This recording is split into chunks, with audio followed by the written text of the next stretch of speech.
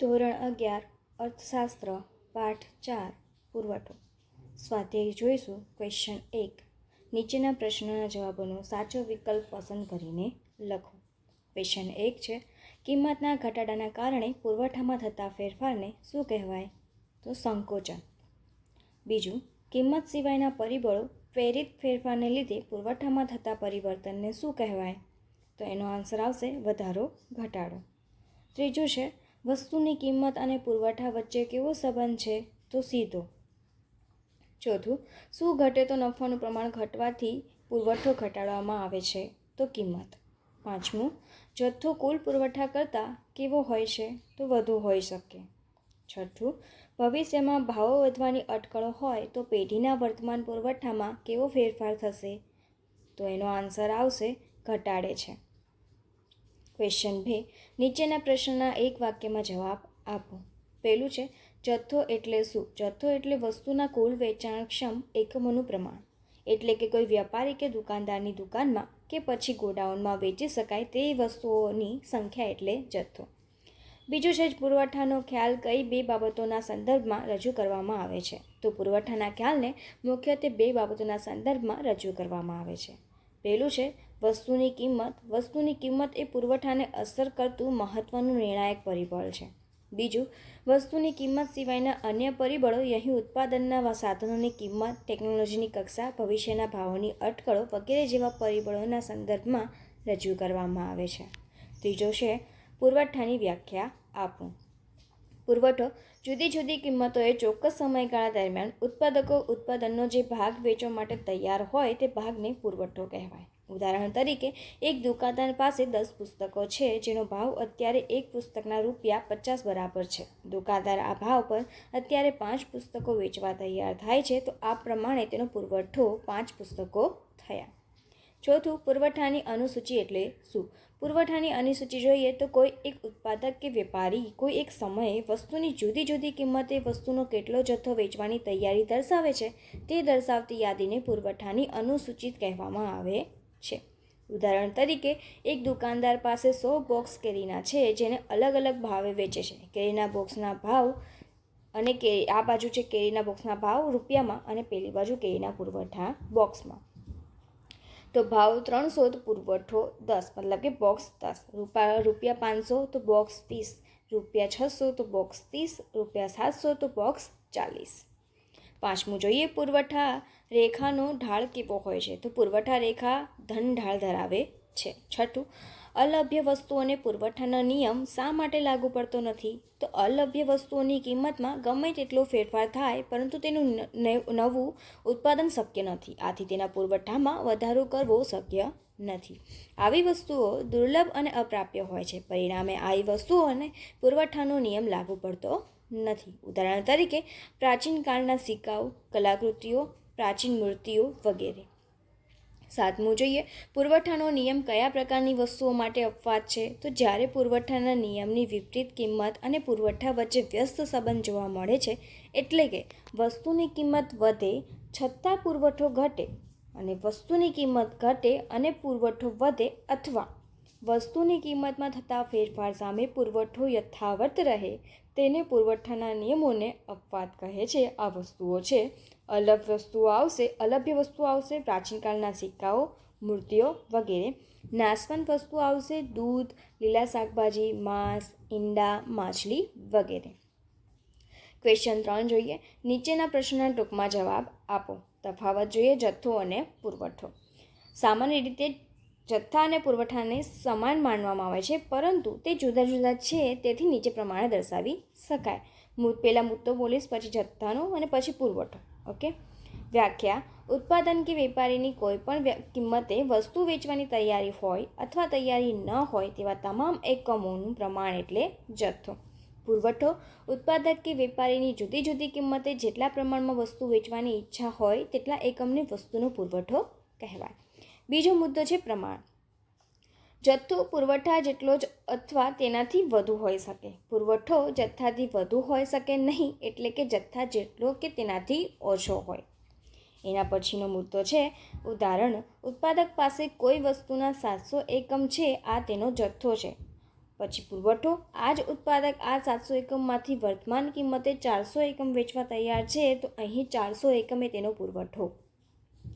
આમ ઉત્પાદક કે વેપારી પાસે રહેલ વેચવા યોગ્ય વસ્તુની કુલ સંખ્યા એટલે જથ્થો, અને આ કુલ સંખ્યામાંથી તે જેટલી વસ્તુઓ વર્તમાન કિંમતે વેચવા તૈયાર થાય છે તેટલી વસ્તુઓ તેનો પુરવઠો છે. બીજું જોઈએ વ્યક્તિગત પુરવઠો અને બજાર પુરવઠાનો અર્થ સમજાવો. તો પહેલું જોઈએ વ્યક્તિગત પુરવઠો. કોઈ ઉત્પાદક કે વેપારી દ્વારા બજારમાં જુદી જુદી કિંમતે જે વસ્તુઓ વેચવા માટે મૂકવામાં આવે છે તેને ઉત્પાદક કે વેપારીનો વ્યક્તિગત પુરવઠો કહેવામાં આવે છે. ઉદાહરણ તરીકે જોઈએ, ધારો કે એક બોલની કિંમત 10 રૂપિયા છે, તો આ કિંમતે પેઢી અ 100 બોલ વેચવા માટે બજારમાં મૂકે છે, જ્યારે પેઢી બ આ જ કિંમતે 150 બોલ વેચવા માટે મૂકે છે. આમ 100 બોલ પેઢી અ માટે અને 150 બોલ પેઢી બ માટે વ્યક્તિગત પુરવઠો છે. પછી જોઈએ બજાર પુરવઠો. જ્યારે કોઈ ચોક્કસ કિંમતે ઉત્પાદકો કે વેપારીઓ દ્વારા વસ્તુઓનો જેટલો પુરવઠો બજારમાં મૂકવામાં આવે છે તેને કુલ પુરવઠો કે બજાર પુરવઠા તરીકે ઓળખવામાં આવે છે. ઉપરના ઉદાહરણમાં જોયું કે તે પ્રમાણે પેઢી અ 100 બોલ અને પેઢી બ 150 બોલ 10માં વેચવા માટે બજારમાં મૂકે છે. અહીં બજારમાં કુલ 250 બોલ વેચવા માટે મૂકવામાં આવ્યા છે. પેઢી અના 100 પ્લસ પેઢી બના 150 ટોટલ 250. આમ અહીં બજાર પુરવઠા 250 બોલ છે. આ એનો કોઠો આપેલો છે. વસ્તુની કિંમત, વસ્તુની જુદી જુદી પેઢીનો વ્યક્તિગત પુરવઠો કિગ્રામાં, વસ્તુનો બજાર પુરવઠો કિગ્રામાં પેઢી અ અને પેઢી બ. વિડીયો સ્ટોપ કરીને જોઈ લેવું. ઓકે, એના પછી આપણે આગળ જોઈશું. ત્રીજું, શા માટે પુરવઠો ઉત્પાદન કરતાં વધારે હોઈ શકે પણ કુલ જથ્થા કરતાં વધારે હોઈ શકે નહીં? સામાન્ય રીતે પુરવઠો અને જથ્થાને સમાન સમજવામાં આવે છે, પરંતુ બંને અલગ અલગ છે. જથ્થો એ વેપારી કે ઉત્પાદક પાસે રહેલ વેચવા યોગ્ય વસ્તુનું કુલ પ્રમાણ છે, જ્યારે પુરવઠો એ પ્રવર્તમાન કિંમતે વેપારી કે ઉત્પાદક જેટલી વસ્તુ વેચવા તૈયાર હોય તેને કહેવાય. જથ્થામાં વેપારી પાસેના અગાઉના વર્ષમાં ન વેચાયેલા એકમોને પણ સમાવેશ થાય છે, એટલે કે અગાઉના વર્ષના ન વેચાયેલા એકમો પ્લસ આ વર્ષના નવા ઉત્પાદિત એકમો ઇઝ ટુ જથ્થો.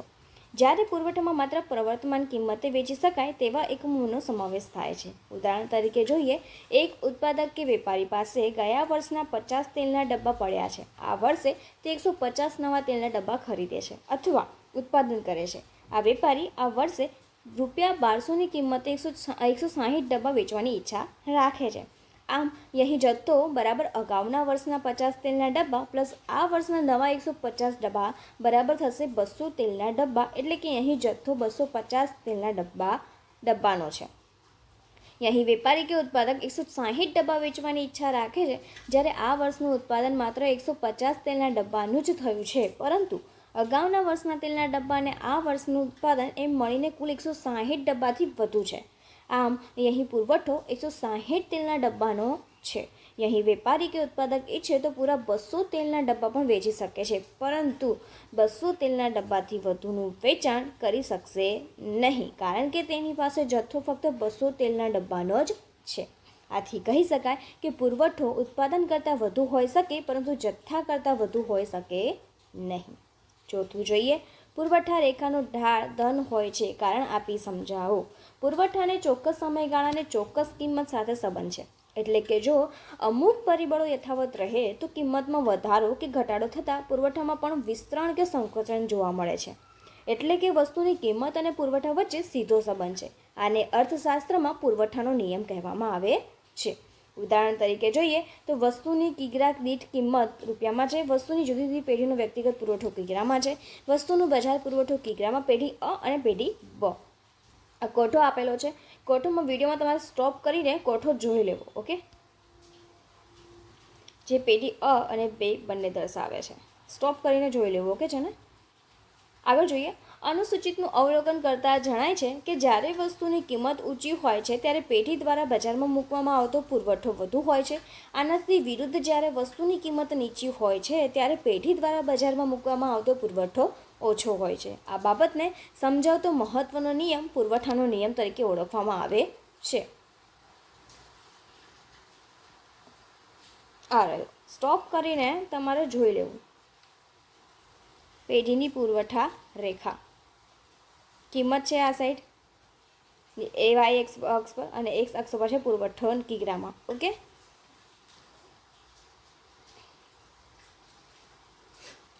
એના પછી છે બી પેઢીની પુરવઠા રેખા. પહેલાં એ હતી, એ આ બી. સ્ટોપ કરીને એકવાર જોઈ લેવું. પછી છે બજાર પુરવઠા રેખા. એક્સ વાય અક્ષ પર છે કિંમત રૂપિયામાં, એક્સ અક્ષ પર પુરવઠાનો કિગ્રામાં. ઓકે, આકૃતિની સમજૂતી હવે જોઈએ કે ઉપરયુક્ત અનુસૂચિતમાં એ પેઢી અને બી પેઢીનો જુદી જુદી કિંમતે પુરવઠો રજૂ કરવામાં આવ્યો છે. જ્યારે બજાર પુરવઠો એટલે કે એ પેઢી અને બી પેઢીના પુરવઠાનો સરવાળો બજાર પુરવઠા રેખામાં રજૂ કરવામાં આવ્યો છે. અનુસૂચિત પરથી એ પેઢીની પુરવઠા રેખા અને બી પેઢીની પુરવઠા રેખાનું નિર્ધારણ જુદી જુદી આકૃતિઓ દ્વારા કરવામાં આવ્યું છે. આ ઉપરાંત અનુસૂચિત મુજબ કુલ પુરવઠા રેખા એટલે કે બજાર પુરવઠા રેખાનું નિર્ધારણ પણ કરવામાં આવ્યું છે. આમ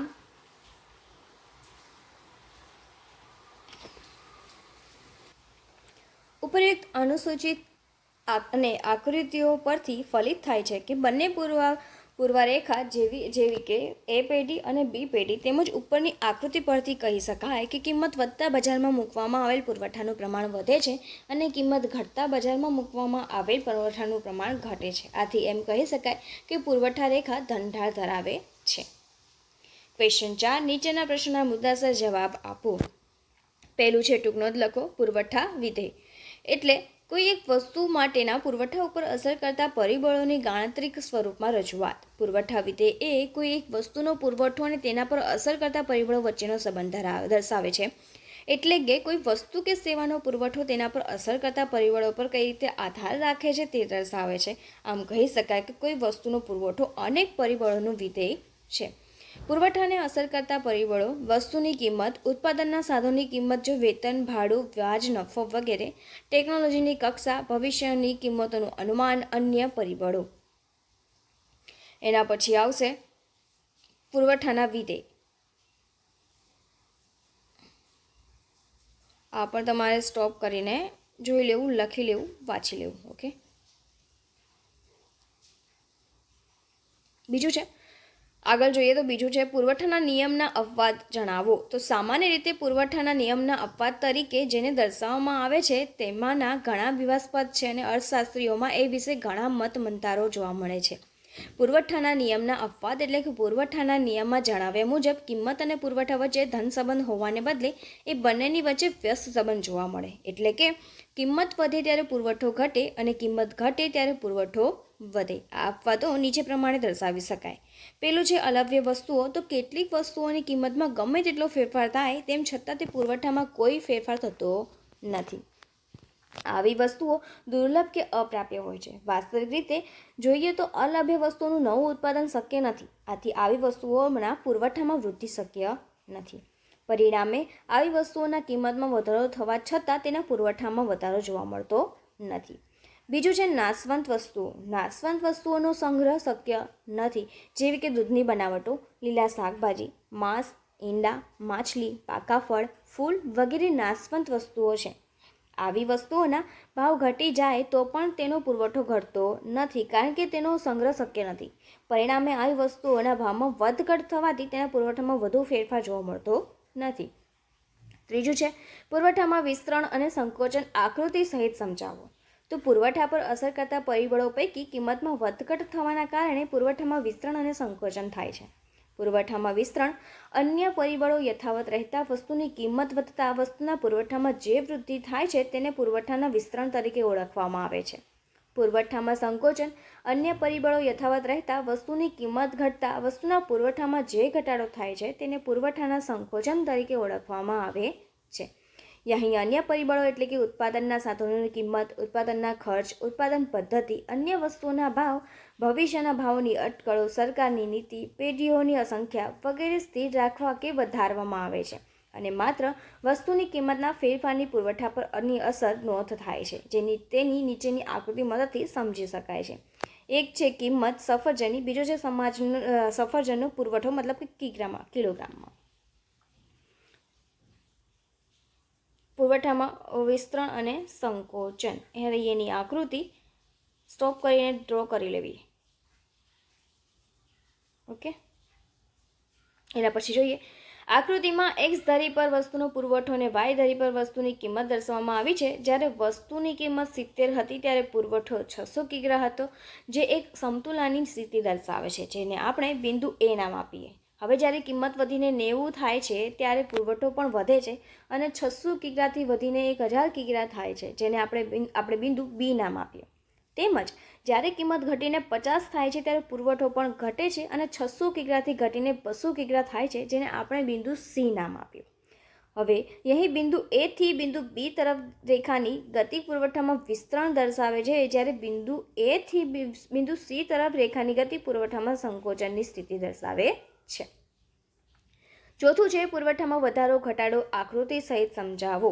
તો જ્યારે કિંમત સિવાયના અન્ય પરિબળોમાંથી કોઈ પણ એક અથવા એક કરતાં વધુ પરિબળોના ફેરફાર થવાથી વસ્તુના પુરવઠામાં જે પરિવર્તન આવે છે તેને પુરવઠામાં વધારો કે ઘટાડો કહે છે. પુરવઠામાં વધારો જોઈએ તો જો ઉત્પાદનના સાધનોના ભાવ ઘટે, ઉત્પાદન ખર્ચ ઘટે, ઉત્પાદન પદ્ધતિમાં સુધારો થાય, અન્ય વસ્તુઓના ભાવ ઘટે, સરકારની નીતિ પુરવઠો વધારવાની હોય, પેઢીઓની સંખ્યામાં વધારો થાય, તો તેવા સંજોગોમાં વસ્તુની કિંમતમાં ફેરફાર ન થાય તો તેના પુરવઠામાં વધારો થતો જોવા મળે છે. આ સંજોગોમાં મૂળ પુરવઠા રેખા પોતાના સ્થાનેથી જમણી તરફ સ્થાન બદલે તેને પુરવઠામાં વધારો કહે છે. પછી જોઈએ પુરવઠામાં ઘટાડો. તો જો ઉત્પાદનના સાધનોની કિંમત વધે, ઉત્પાદનમાં ખર્ચ વધે, અન્ય વસ્તુઓના ભાવ વધે, સરકારની નીતિ પુરવઠા ઘટાડવાની દિશામાં હોય તેવી માન્યતા ઉત્પાદકો કે વેપારીઓમાં ફેલાય તો એવા સંજોગોમાં વસ્તુની કિંમતમાં ફેરફાર ન થયો હોય છતાં પુરવઠામાં ઘટાડો થતો જોવા મળે છે. આ સંજોગોમાં મૂળ પુરવઠા રેખા પોતાના સ્થાનેથી ડાબી તરફ સ્થાન બદલે છે, તેને પુરવઠામાં ઘટાડો કહે છે. તેવી જ રીતે આગળ જોયું સફરજનની કિંમત કિગ્રા દીઠ અને સફરજનનો પુરવઠો કિલોગ્રામમાં. પુરવઠામાં વધારો અને ઘટાડો જોઈએ તો આકૃતિ તમારે એકવાર જોઈ લેવી સ્ટોપ કરીને. ઓકે, એના પછીની સમજ જોઈએ તો આકૃતિમાં એક્સ ધરી પર વસ્તુનો પુરવઠો કિગ્રામાં દર્શાવ્યો છે અને વાય ધરી પર વસ્તુની કિંમત રૂપિયામાં દર્શાવી છે. ઉત્પાદક કે વેપારીની મૂળ સમતુલા એ બિંદુ પર એટલે કે પુરવઠા રેખા એસ પર હતી. વસ્તુની કિગ્રા દીઠ કિંમત 20 હતી, જ્યારે ઉત્પાદક કે વેપારી પુરવઠા રેખા એસના એ બિંદુથી વસ્તુના 300 કિગ્રાના પુરવઠો વેચવા તૈયાર હતો. કિંમત 20 રૂપિયા જ રહે છે. પુરવઠાને અસર કરતા અન્ય પરિબળો. પુરવઠાની તરફેણમાં થતાં વસ્તુનો પુરવઠો 300 કિગ્રા પરથી વધીને 400 કિગ્રાનો થાય છે ત્યારે ઉત્પાદક કે વેપારી પુરવઠા રેખા એસ બિંદુએ પહોંચે છે. એ થી બી બિંદુ તરફની ગતિ પુરવઠામાં વધારો સૂચવે છે, પરંતુ પુરવઠાને અસર કરતા અન્ય પરિબળો. પુરવઠાની વિરુદ્ધ થતા વસ્તુનો પુરવઠો 300 કિગ્રા પરથી ઘટીને 200 કિગ્રાનો થાય છે ત્યારે ઉત્પાદક કે વેપારી પુરવઠા રેખા એસના બિંદુએ પહોંચે છે. એ થી સી તરફની ગતિ પુરવઠામાં ઘટાડો સૂચવે છે. આમ વસ્તુને અસર કરતા અન્ય પરિબળોમાં થતા ફેરફારથી વસ્તુના પુરવઠામાં વધારો કે ઘટાડો થાય છે. ક્વેશ્ચન 5 જોઈએ તો નીચેના પ્રશ્નોના સવિસ્તારપૂર્વક જવાબ આપો. પહેલું છે પુરવઠાને અસર કરતા પરિબળોની વિગત ચર્ચા કરો. પુરવઠો. જુદી જુદી કિંમતોએ ચોક્કસ સમયગાળા દરમિયાન ઉત્પાદકો ઉત્પાદનને જે ભાગ વેચવા માટે તૈયાર હોય તે ભાગને પુરવઠો કહેવાય. ઉદાહરણ તરીકે એક દુકાનદાર પાસે 10 પુસ્તકો છે જેનો ભાવ અત્યારે એક પુસ્તકના ₹50 બરાબર છે. દુકાનદાર આ ભાવ પર ત્યારે 5 પુસ્તકો વેચવા તૈયાર છે, તો આ પ્રમાણે તેનો પુરવઠો 5 પુસ્તકો થયા. પુરવઠાને અસર કરતા પરિબળો. પુરવઠાને અસર કરતા પરિબળો 2 છે. 2 વિભાગમાં વહેંચવામાં આવે છે. પહેલું વસ્તુની કિંમત, બીજું વસ્તુની કિંમત સિવાયના પરિબળો. પહેલું જોઈએ વસ્તુની કિંમત. તો કિંમત એ પુરવઠાને અસર કરતું મહત્વનું નિર્ણાયક પરિબળ છે. મહત્તમ નફા માટે કામ કરતા ઉત્પાદકની વસ્તુની કિંમત વધે તો વસ્તુનો વધુ પુરવઠો વેચવા તૈયાર થાય છે અને જો કિંમત પર ઘટે તો ઉત્પાદક ઓછો પુરવઠો વેચવા તૈયાર થાય છે. આમ કિંમત અને પુરવઠા વચ્ચે સીધો સંબંધ છે.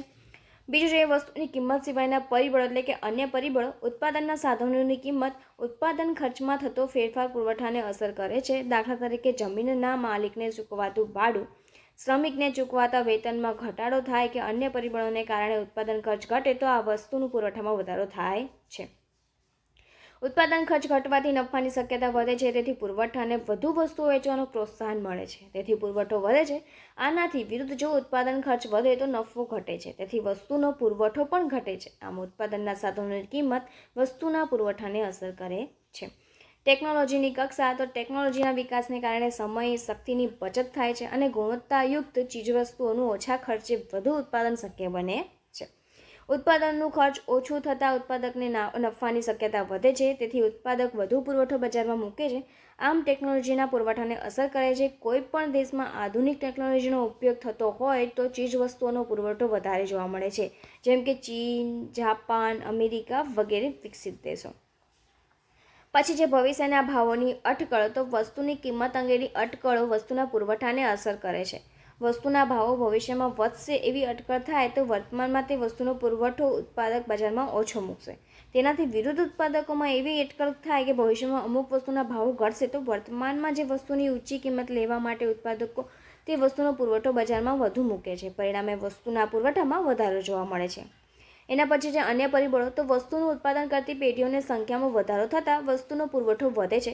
પેઢીઓની સંખ્યામાં ઘટાડો થતાં વસ્તુનો પુરવઠો ઘટે છે. દેશમાં કુદરતી પરિબળો સાનુકૂળ હોય, રાજકીય સ્થિરતા હોય, કાયદો અને વ્યવસ્થા જળવાય તો પુરવઠો વધે છે. રાજકીય સ્થિરતા જોખમાય તો વસ્તુનો પુરવઠો ઘટે છે.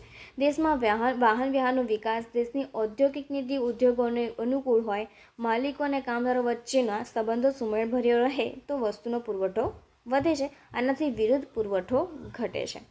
બીજું જોઈએ પુરવઠાના નિયમની વિગતવાર અનુસૂચિની આકૃતિ સહિતની સમજૂતી આપો. પેલું છે પુરવઠો. જુદી જુદી કિંમતોએ ચોક્કસ સમયગાળા દરમિયાન ઉત્પાદકો ઉત્પાદનનો જે ભાગ વેચવા માટે તૈયાર હોય તે ભાગને કહેવાય છે પુરવઠો. એનો નિયમ જોઈએ તો પુરવઠાને ચોક્કસ સમયગાળા અને ચોક્કસ કિંમત સાથે સંબંધ છે. એટલે કે જો અમુક પરિબળો યથાવત રહે તો કિંમતમાં વધારો કે ઘટાડો થતાં પુરવઠામાં પણ વિસ્તરણ કે સંકોચન જોવા મળે છે. એટલે કે વસ્તુની કિંમત અને પુરવઠા વચ્ચે સીધો સંબંધ છે. અને અર્થશાસ્ત્રમાં પુરવઠાનો નિયમ કહેવામાં આવે છે. કિંમત અને પુરવઠા વચ્ચેનો સંબંધ કેટલીક ધારણાઓ પર રચવામાં આવ્યો છે. પુરવઠાને અસર કરતા વિવિધ પરિબળો પૈકી કિંમત સિવાયના પરિબળોને સ્થિર ધરવામાં આવે છે. માત્ર વસ્તુની કિંમત અને પુરવઠા પર ધ્યાન કેન્દ્રિત કરવામાં આવે છે. પુરવઠાના નિયમની ધારણાઓ છે. પહેલું, ઉત્પાદનમાં સાધનોની કિંમતમાં વધઘટ થતી નથી, એટલે કે ઉત્પાદનના સાધનોની કિંમત સ્થિર રહે છે. બીજું, ઉત્પાદન પદ્ધતિમાં ફેરફાર થતો નથી, એટલે કે ટેકનોલોજીની કક્ષા સ્થિર રહે છે.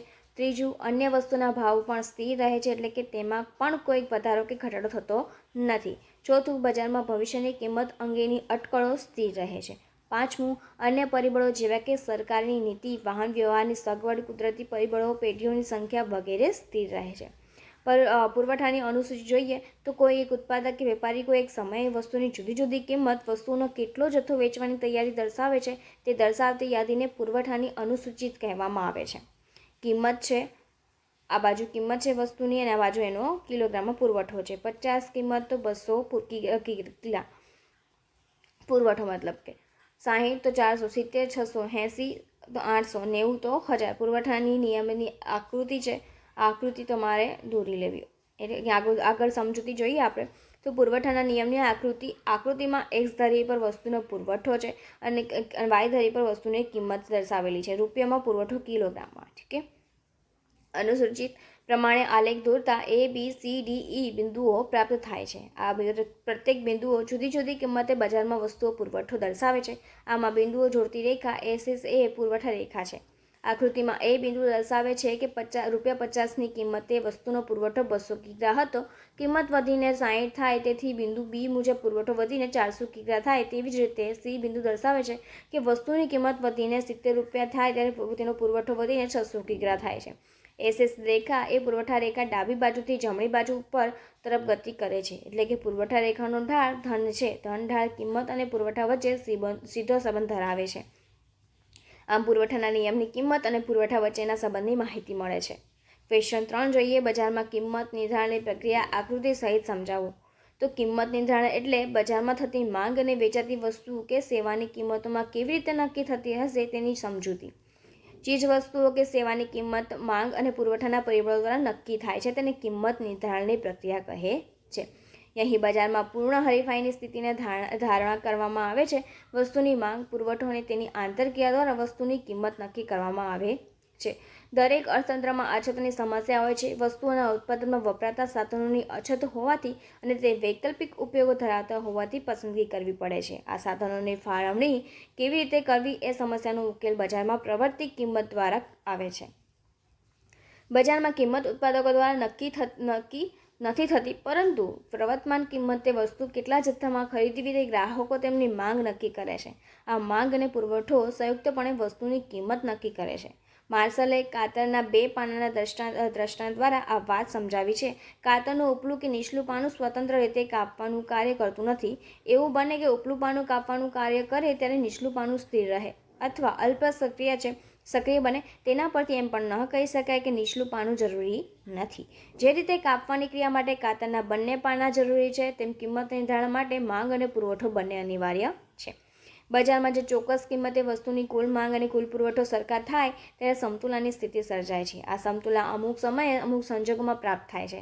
સમય સંજોગો બદલાતા તેમાં વિક્ષેપ પડે છે અને આંતરક્રિયાને અંતે સમય જતાં પૂર્ણ સમતુલા સ્થપાય છે. આમ સમતુલાની આ સ્થિતિમાં જે તે વસ્તુની કિંમતનું નિર્ધારણ થાય છે, પરંતુ આ સ્થિતિ સદા માટે નથી હોતી. સમય અને સંજોગો પ્રમાણે તેમાં બદલાવ આવે છે, જેના પરિણામે આ સમતુલામાં વિક્ષેપ પડે છે, જેને આપણે મોંઘવારી અથવા સોંઘવારીના રૂપમાં જોઈએ છીએ. માંગ અને પુરવઠાની અનુસૂચિ જોઈએ તો આ તમને કોઠો આપેલો છે. કોઠો સ્ટોપ કરીને જોઈ લેવો. એના પછી જે કિંમત નિર્ધારણની આકૃતિ, તો એક આકૃતિ 1 સેકન્ડ હમણાં જ બતાવી દો. ઓકે, આ રહી આકૃતિ. સ્ટોપ કરીને જોઈ લેવું. ઓકે, એની સમજ જોઈએ તો આકૃતિમાં ડીડી વસ્તુની માંગ રેખા છે અને એસએસ વસ્તુની પુરવઠા રેખા છે. બંને એકબીજાને ઈ બિંદુએ છેદે છે, જેથી ઈ ક્યુ કિંમત એટલે કે ₹30 નક્કી થાય છે. આ કિંમતે વસ્તુની માંગ અને પુરવઠો ઓ ક્યુ જેટલા એટલે કે 600 કિગ્રાએ સરખા થાય છે અને સમતુલા સ્થપાય છે. ઈ ક્યુ કિંમત સમતુલાની કિંમત કહેવાય છે. હવે કિંમત ₹30 કરતાં વધુ એટલે કે ₹40 થાય છે તો આકૃતિમાં દર્શાવ્યા મુજબ વસ્તુની માંગ 600 કિગ્રાથી ઘટીને 400 કિગ્રા થાય છે અને પુરવઠો વધે છે. માંગ અને પુરવઠા વચ્ચે 80 જેટલું અંતર સર્જાય છે. માંગ કરતાં પુરવઠો વધી જાય છે, પરિણામે કિંમત નીચી જવાનું વલણ ધરાવે છે. તેવી જ રીતે કિંમત ₹30 કરતાં ઘટે એટલે કે ₹20 થાય છે તો વસ્તુની માંગ 600 કિગ્રાથી વધીને 800 કિગ્રા થાય છે અને પુરવઠો ઘટે છે. માંગ અને પુરવઠો વચ્ચે 2D જેટલું અંતર સર્જાય છે. પુરવઠા કરતાં માંગ વધી જાય છે, પરિણામે કિંમત ઊંચી જવાનું વલણ ધારણ કરે છે. આમ જે કિંમતે વસ્તુની માટેની માંગ અને વસ્તુનો પુરવઠો સરખા થાય તે સમતુલાની કિંમત બને છે. માંગ કે પુરવઠામાં જ્યાં સુધી ફેરફાર ન થાય ત્યાં સુધી એ કિંમત નક્કી રહે છે. આમ આ રીતે બજારમાં વસ્તુનું કિંમત નિર્ધારણ થાય છે. અને આ જ સાથે આપણું આ સ્વાધ્યાય અહીંયા પૂરું થાય છે.